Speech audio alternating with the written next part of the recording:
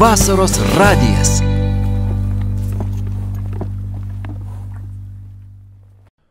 Vasaros radijoje prasideda visiškai nauja laida, kuri yra skirta mokiniams ir joje kalbame apie aktualiausius dalykus, kurie yra susijęs su mokiniais, egzaminais ir visais kitais svarbiais dalykais. Tad būtent laidoje kalbame su Šiaulių Romuvos gimnazijos mokinė, Lietuvos mokinių parlamento Šiaulių regiono pirmininkė Karolina Bloveščiūtė. Tad labas. Labai diena. Ir būtent šioje laidoje pakalbėsime apie artėjančius egzaminus. Tad, Karolina, sakyk vis dėlto, kaipgi jaučiasi abiturientai šiuo laikotarpiu? Tai iš tikrųjų abiturientai jaučiasi gan gerai.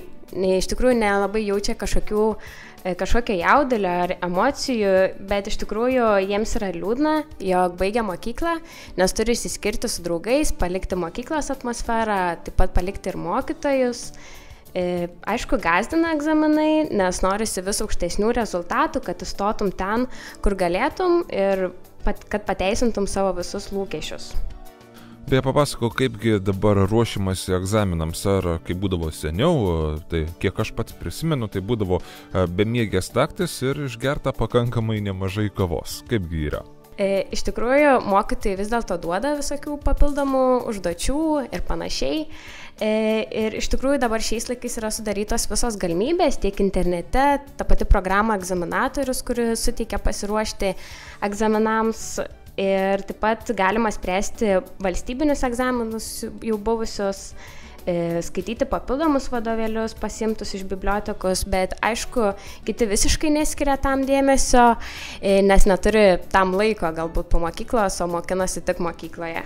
Mums taip pat reikėtų nepamiršti ir 10 klasės moksleivių, 10-okų, kurie taip pat ruošiasi egzaminams, tad kaipgi jie reaguoja į juos. 10 klasės iš tikrųjų egzaminai atrodo gan rimti iš tikrųjų, bet kai rašom bandomuosius, pavyzdžiui, matematiką, lietuvių, tai nebūna iš tikrųjų tai baisu ir gaunam gan gerus įvertinimus iš tikrųjų. Žinoma, mokyklose apsilanko ir psichologas, kuris mums patarė ir pasako, kaip reiktų susitvarkyti su stresu ir skatina visada nepasimesti, nes aišku, mes visi žinom savo žinias, savo galimybės ir kaip viską padarysim, įvertinsim, kokių rezultatų sulauksim. Beje, ar patys moksleiviai kreipiasi į psichologą, ar jiems prireikia jo pagalbos? Iš tikrųjų, galbūt kai kuriems ir prireikia dėl streso įvairiausių dalykų, galbūt dar ir net dėl patyčių, bet kažkokio labai didelio potencialo, kad kreiptus kažkas į psichologus, iš tikrųjų nelabai pastebėčiau. Beje, kalbant apie pačius egzaminus, kuris egzaminas mokiniams yra pats baisiausias? Turbūt labiausiai pats sunkiausias matematikos yra egzaminas, turbūt po matematikos reitų lietuvių, o daugiau turbūt būtų visi kiti, kuriuos laikytų, nes jie sudarytų, aišku, didžiausią balą stojamai, tai 0,4. Beje, kaipgi patys mokiniai vertina tai, kad matematikos egzaminas tapo privalomu? Iš tikrųjų, kad privalomas matematikos egzaminas, tai aš manau, kad tai yra nelabai gerai, nes vis dėlto ne visi yra gabūs skaičiuoti ar daryti visokias uždavinius ir išspręsti uždavinius gerai, nes iš tikrųjų mes esame visi skirtingi ir visi kažkuom ypatingi, unikalūs ir būtent matematikos egzaminas tikrai neturi visi kažkokio loginio tokio mąstymo. Ir aišku, jeigu ateityje padarys ir kitus privalomus matematikos egzaminus, tai mes suvaržysim patį save ir jie suvaržys, aišku, visus kitus mokinius. Toliau tęsiant kalbą apie egzaminus, pakalbėkime ir apie pačią egzaminų ruošą, tad būtent kur daugiausiai ieškoma informacijos ruošiantis egzaminams. Tai iš tikrųjų, kas kur kreipsis. Žinoma, kiti ieško kažkokios papildomos informacijos būtent internete, kiti kreipiasi mokytojais, nes būtent mokytojai gali kažkokių pasiūlyti papildomų šaltinių, kurie, aišku, padėtų pasiruošti, kad pasiektų aukščiausią rezultatą. Ir iš tikrųjų tai turbūt tiek. Žinoma, reikia domėtis, ieškoti ir tik tada sugebėsi kažką pasiekti. Taigi jau gegužės mėnuo ir kaipgi 10-okai susidoroja su stresu ar streso yra prieš būtent jų egzaminus? vos prasidėjus mokslo metams mes visi žinojom, jog laikysim tuos vadinamus pupus ir buvo iš tikrųjų nebaisu, nes visiškai galvojam, tai dar čia toli ir panašiai, bet būtent dabar, kai yra jau gegužės mėnuo, tai mum gan baisu kai kurie visiškai nesijaudina, bet iš tikrųjų, kaip ir sakiau, psichologas visada mums yra pravedęs pamoką, kuris pataria mums, ką daryti, kaip nesijaudinti, nes visada būna taip, kad kai jau reikia eiti į egzaminą, būna, kad pramiegi, arba pamiršti iš vis, arba kažko neatsineši.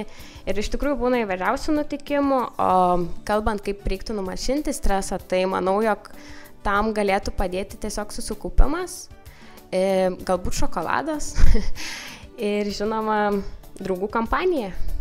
Tai turbūt tiek, o apie 12-okus, tai iš tikrųjų teko pasiteirauti, ar ką jiem reiškia stresas, tai daugelis atsakė, kad stresas jiems yra kaip kasdienybė, nes iš tikrųjų egzaminai vieną dieną vis tiek ateis ir juos reiks laikyti, o kad jaudintis, tai ta būtų laiko švaistimas. Taip pat nepamirškime ir švietimo sistemos, kaipgi apskritai ją vertina mokiniai. Pačią švietimo sistemą daugelis mokinių vertina skeptiškai, nes daug kas yra pasenę ir jau manom, jog iš tikrųjų reiktų keisti, nes krūvis yra per didelis, visada būnam pavargę, išvargę, nenori mokytis ir iš tikrųjų turbūt reiktų keisti tai, kad mokiniai patys norėtų eiti mokintis, o nebūtumėm priverčiami mokintis. Tai iš tikrųjų tiek, o jeigu kalbant apie reformas kažkokias būtent švietimo sistemai, tai tuo tarpu apie mokslo metų prailginimą, tai mes esam prieš, nes tai būtų tikrai nelabai gerai mums visiems, tiek pat mokytojams, nors jie pirmiausia pasisakė, kad gan iš tikrųjų būtų gerai, jeigu prailgintų mokslo metus, bet geriau, aišku, jie pagalvojo, suprato, kad tai būtų laiko švaistimas, nes vis dėlto birželio mėnesį abiturientai laiko egzaminus, o mums tuo tarpu reiktų eiti į mokyklą, bet mes neitumėm, nes jie laikytų egzaminus, mūsų neįleistų mokyklą ir panašiai. Ir vis dėlto birželio pirmą savaitę visada būna ta veikla, kur keliaujam, kažką veikiam, o prailgint mokslo metus iš tikrųjų būtų tikrai nelabai gerai, nes... Niekas tikriausiai nekeliautų į mokyklą. Nu jo. Ir iš tikrųjų net nebūtų labai gerai, nes vis tiek šilta laukia, norisi kažką veikti ir panašiai. Kągi, tad norėčiau padėkoti būtent tau šią laidą ir visiems klausytojams norėtume priminti, kad būtent kita laida moksleiviams jūsų lauks lygiai po 2 savaičių. Tad ačiū ir iki. Visą gerą.